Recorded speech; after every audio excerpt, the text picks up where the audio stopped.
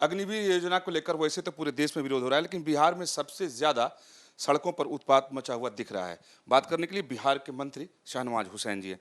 शाहनवाज जी, आखिर वजह क्या मानते हैं कि बिहार में इस तरह आगजनी हो रही है, ट्रेनों में आग लगा दी जा रही है, अग्निवीर सड़क पर नजर आ रहे हैं?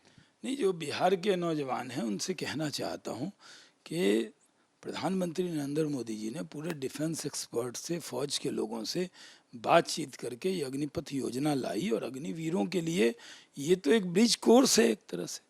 ये इसमें जो लोग ट्रेंड होंगे उनको सेना में मौका मिलेगा, पैरामिलिट्री फोर्स में मौका मिलेगा, उनको अन्य क्षेत्रों में मौका मिलेगा, उनको 4 साल के बाद एक अच्छी रकम मिलेगी। उस रकम से वो अन्य क्षेत्रों में भी काम कर सकते हैं। और अपने देश का तो हर नागरिक ट्रेंड होना चाहिए फौज का। ये इस तरह की योजना बनी है कि इसमें किसी को नुकसान नहीं है।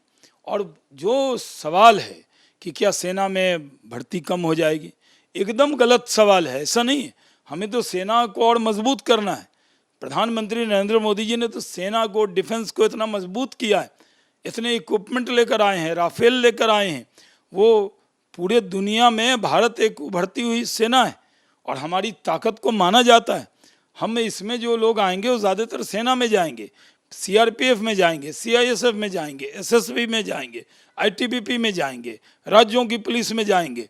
और जो उसमें उद्योग करना चाहेंगे उनको एक अच्छी खासी रकम मिलेगी, वो अपना काम भी कर पाएंगे। आखिर रिटायरमेंट के बाद भी तो वो अपना काम करते हैं, स्टार्टअप करते हैं।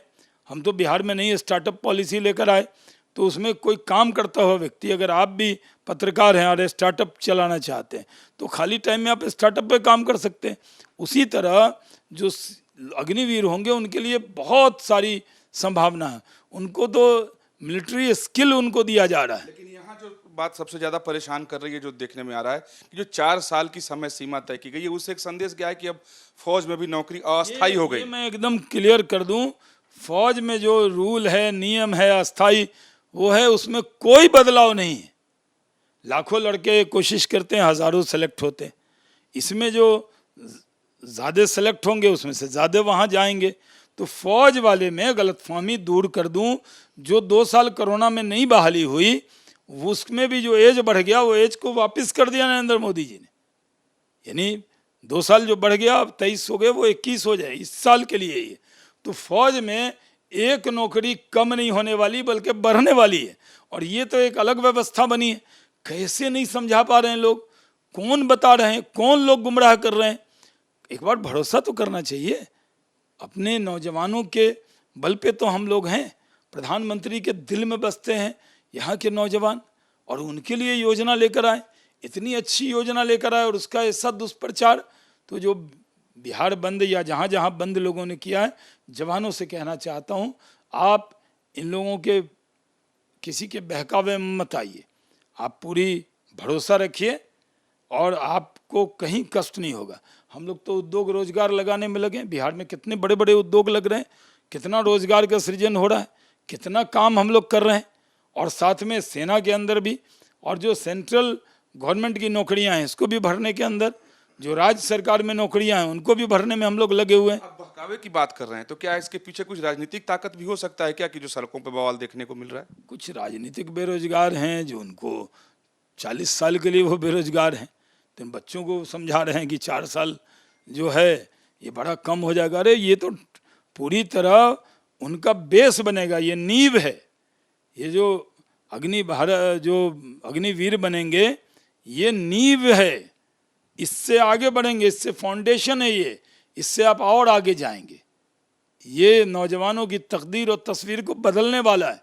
लेकिन दुष्प्रचार किया जा रहा है, इस दुष्प्रचार से बचिए। इसीलिए मैंने न्यूज़ नेशन के ज़रिए जो नौजवान देख रहे होंगे उनको बड़े भाई के नाते, उनके गार्जियन के नाते कहता हूँ, किसी के बहकावे में मत आइए।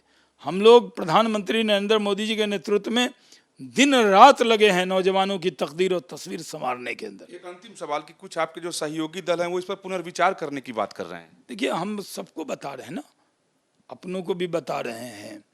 अपने तो हमारे नौजवान भी अपने हैं, वो हमारे हम यहाँ तक हमारे पहुँचाने में सबसे बड़ा रोल तो नौजवानों का है।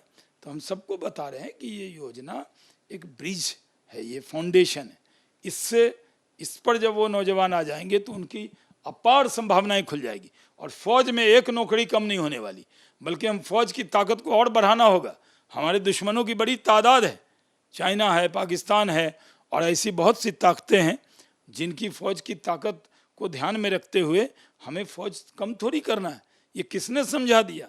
1 रैंक 1 पेंशन तो हम लेकर आए, फौजियों के सम्मान हम लेकर आए, वार मेमोरियल हमने बनाया।